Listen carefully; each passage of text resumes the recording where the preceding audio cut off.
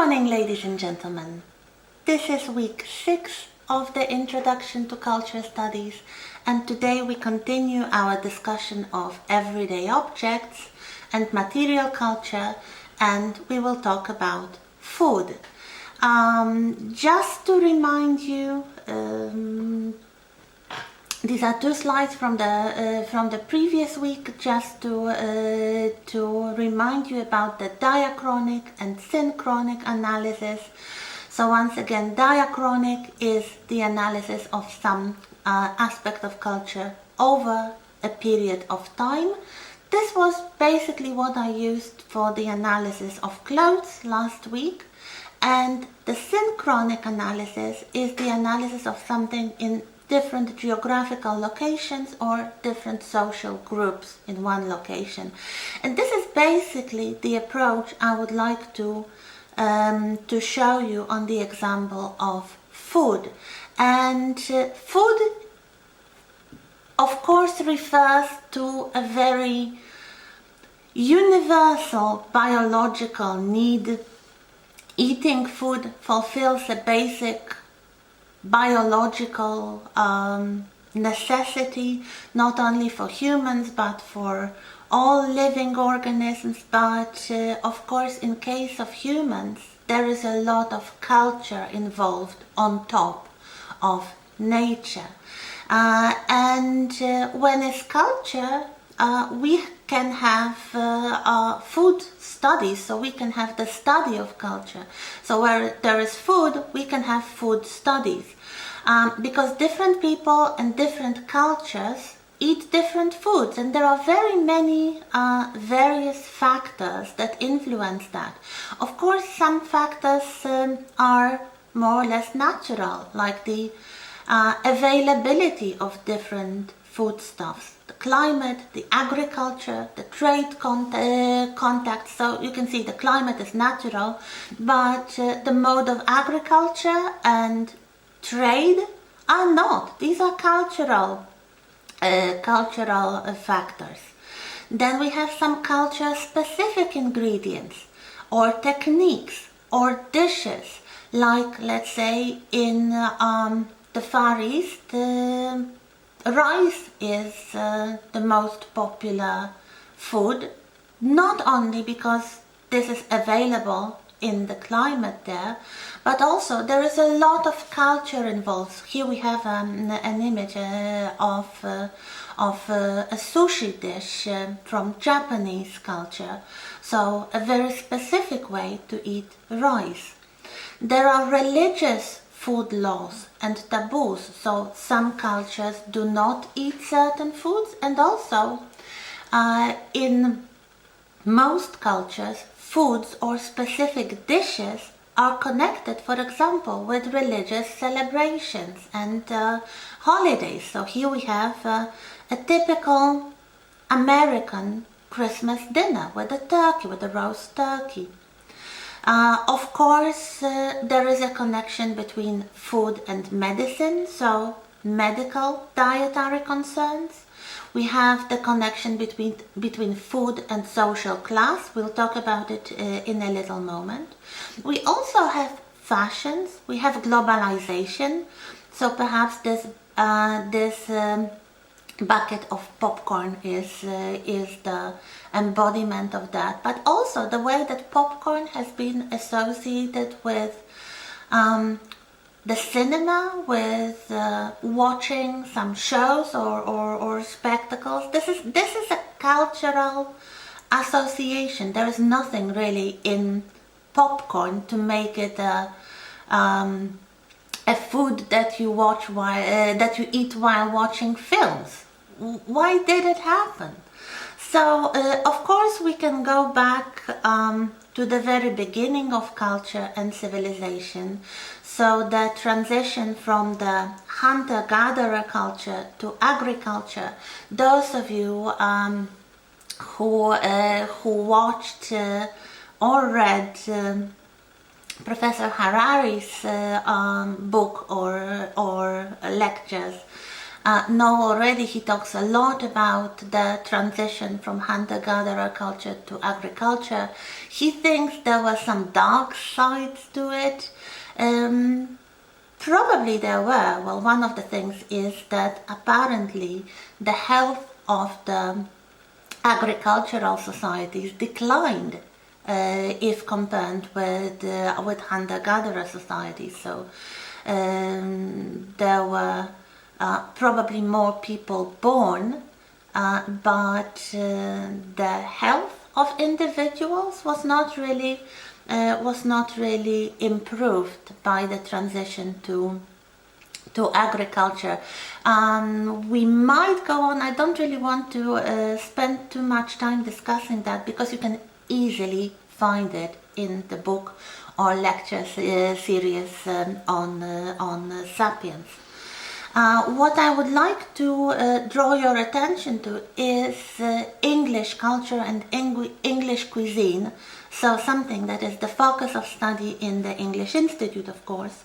And there have been a lot of stereotypes regarding English cuisine. Probably the most famous or notorious of them is that, to quote from a very famous book by a satirist and culture historian, George Mikesh, on the continent people have good food. In England they have good table manners. Of course, good table manners because the food is not so great. There is, or there was at least for a very long time a stereotype that English food is not very tasty, not very sophisticated. It started to change at the turn of the 21st century, mostly through the popularity of celebrity chefs and cookery programs on TV. So people like Nigella Lawson and Jamie Oliver, who made cooking fun, who made cooking interesting, who made cooking sexy. This was against the long-standing stereotype that English cuisine is drab and tasteless, something probably most associated with, let's say, the kind of food you can find in TV dinners, rather notorious, I would say, type of ready-made or prefabricated food that you could buy in Britain in supermarkets, something to just heat up and eat in front of the TV set. Usually a kind of standard meat and 2 veg. This is a kind of typical British way. Another stereotype is, of course, the stereotype of tea drinking. We'll talk about it in a little while, some more, but apparently the British like to put milk in their tea, and there's been a whole discussion whether you should put milk or tea first, and the difference in this order is very much class related. It actually goes back to the 18th century when good quality china was very expensive, and if you had a poorer quality teacup, you might want to pour milk first because milk was cold, and then hot tea, rather than to risk cracking your teapot or teacup with the hot liquid going first and only then diluted with a colder liquid. So, but now I guess the modern mugs and cups are not that fragile. So as you can see, a lot can happen, and we will talk about it in a little while. But first, perhaps just to demonstrate that diachronic study of English cuisine is absolutely possible, because we can observe the differences over time happening in British food culture, let's put it. So here you have a slide packed with information, so perhaps it's a good idea to stop and read it, or perhaps to go to Moodle and see this slide again. So you have the diachronic development from the Celtic times through Roman, medieval, Tudor, Stuart, Georgian, Victorian. So all these developments that we talked about in the context of high art are just as valid in the context of daily life and everyday objects. And in each of these periods you have new foodstuff appearing. So from a very basic diet in Celtic times, so consisting of wild animals that could be hunted, fish and shellfish, leafy vegetables, berries, nuts, honey and grains to be made into some simple breads or porridge, we have more and more sophisticated foods coming. First with the Romans, things like wine and olive oil and many kinds of fruits and vegetables and herbs. Then we have fashions, really, like the great fashion for sweet foods that starts in the medieval cuisine and then continues until today. The British are really great consumers of sweets, which is not very healthy for them, but that's part of the culture. So chocolate, well, chocolate really first starts to be known in Britain during the Stuart period, so in the 17th century, and it was not really known in the modern form. They never added milk to their chocolate yet, only later. So we have the great popularization of tea and coffee during the Georgian period, so the 18th century. Also potatoes, they were known before. Of course they come from the New World, so they were not known before the discovery of America, but it's only in the 18th century when potatoes become so important for the cuisine of the British Isles, which will lead to disaster in the 19th century during the potato famine in Ireland, when there was a disease of the crops that actually killed most of the plants, and poor farmers in Ireland were left destitute and hungry. In the 19th century we have really what gave rise to all those stereotypes. The fact that presentation was more important than the food itself. But we have the beginning of popular cookery books and first commercial brands. So a lot of things that are still popular now. And of course in the 20th century it all increases through the invention of refrigeration and convenience foods, and also food fads, so passing fashions like the great fashion for Mediterranean cuisine starting in the 1950s. This all really affects culture over time. So it's not only the synchronic analysis, but diachronic analysis is just as possible. Let us look at some examples of food-related customs in Britain from the 18th, 19th and 20th century. So let's say the 18th century, the most important advancement is the beginning of tea culture. So all this traditionally English tea drinking really starts in the 18th century, when the trade relations with the Far East, with China especially, grow. So the import of tea leaves and the china, the crockery, really affects the culture.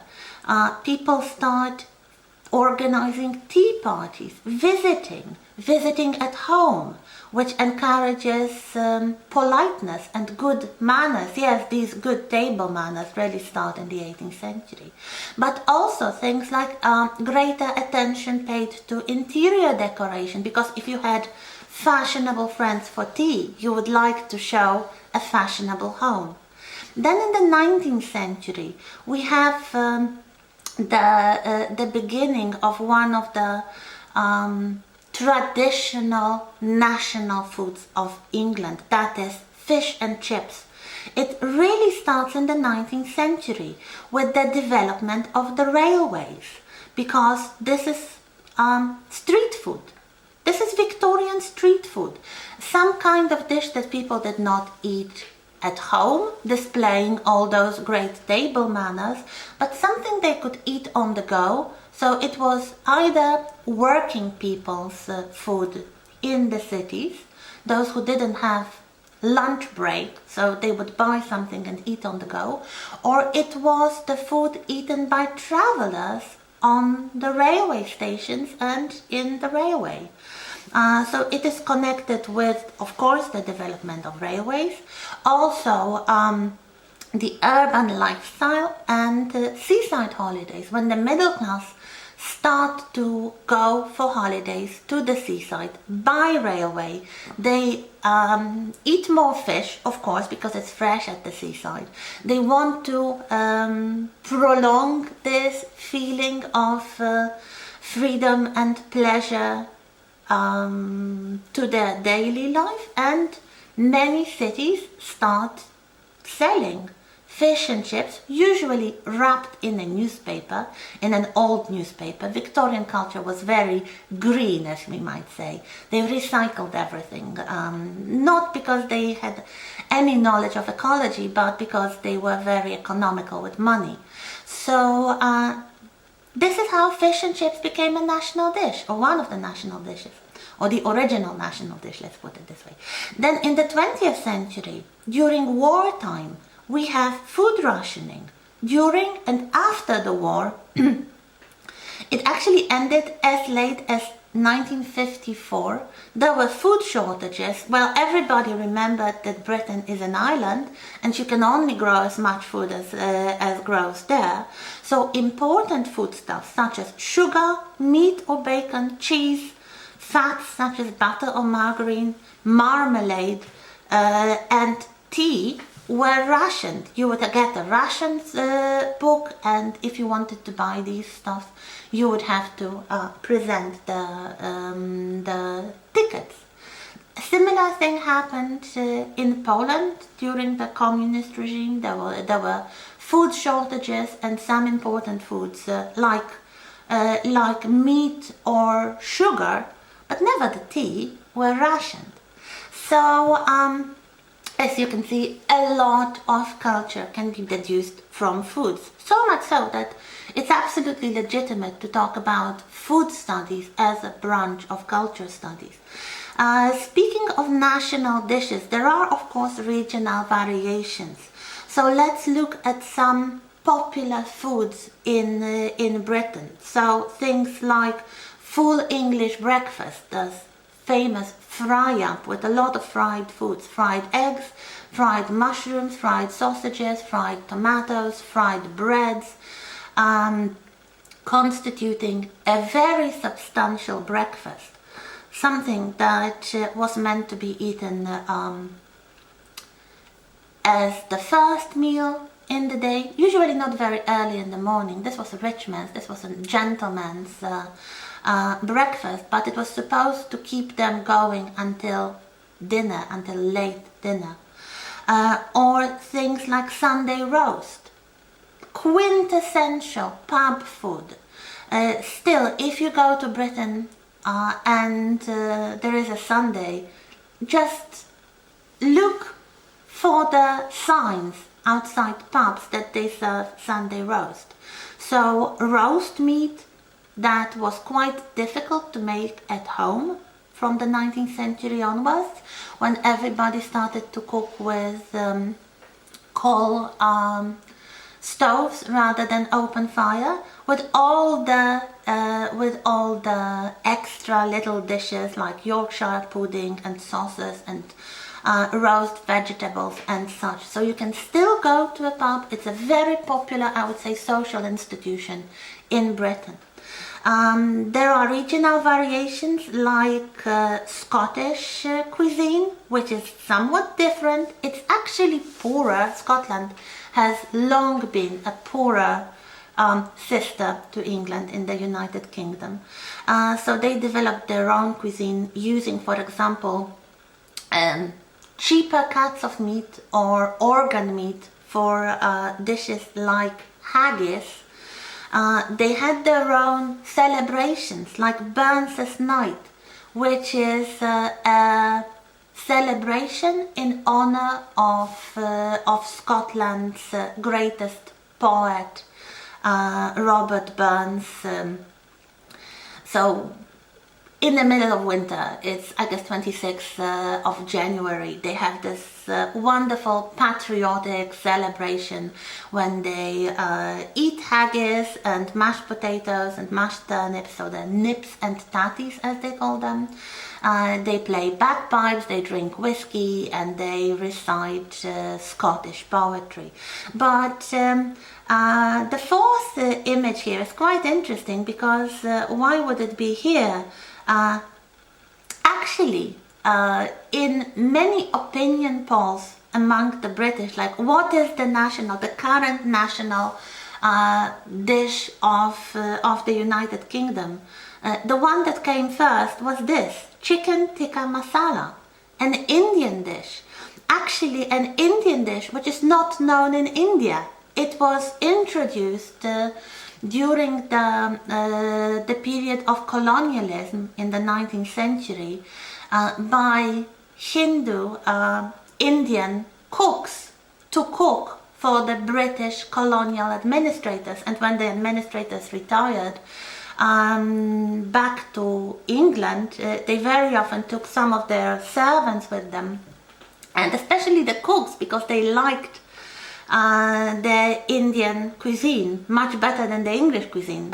More spices, more distinct flavors, and especially the foods like chicken tikka masala really started to be popular. And now, of course, also with a lot of immigration from the former colonies, from India, from Pakistan, you have a lot of Indian and Pakistani people living in Britain, well, usually not the first generation of former colonial subjects, and their foods have been appreciated perhaps as a more tasty alternative to traditional British food. The next thing is associations between social class and specific dishes. And here I refer to the book I mentioned last week in reference to fashion, Kate Fox's Watching the English. And she gives a list of all kind of strange or not so strange foods associated in England with lower class, with the poorer sections of the society. For example, prawn cocktails, especially the sauce, the kind of Thousand Island sauce, this is low class. Eggs and chips if eaten together. If someone eats eggs without the chips, it means the French fries in America. The chips that you know as American chips are called crisps in England. So I'm using the English way of calling these foods. But eggs and chips eaten together, this is working class. Pasta or rice salad, especially with sweet corn, kind of canned sweet corn in it. This is working class. Tinned food in syrup, working class. Or chip butties, you have the image here. A very, very strange invention. I confess I never tried it. Perhaps I will next time in Britain.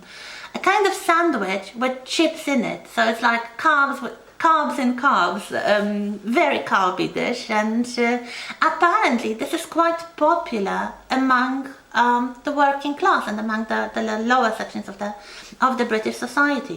Also, another thing, what do you call the evening meal? What's the last meal of the day? There are three possibilities: dinner, tea, or supper, and the exact usage of these words is also dependent on the social class. So let's say the word tea is used among the working class and it's eaten around 6:30. For other classes, tea is a 4 o'clock light meal with tea being drunk, but things like scones, cakes and sandwiches also being served. So it's not the last meal, it's this 4 or sometimes 5 o'clock drink with some snacks. The other way of calling this last meal is dinner. This is the lower or middle class meal eaten around 7 o'clock. And the upper class or the upper middle class would call it a supper. So this is an informal family evening meal eaten around 7:30. As you can see, the higher the class, the later the last meal is eaten. Or a dinner, if the upper class use the word dinner, they mean a more formal meal eaten around 8:30, so even later. The one with guests, the one sometimes with waiter service. There is a lot of connection between the cuisine and social class. And we continue in a moment.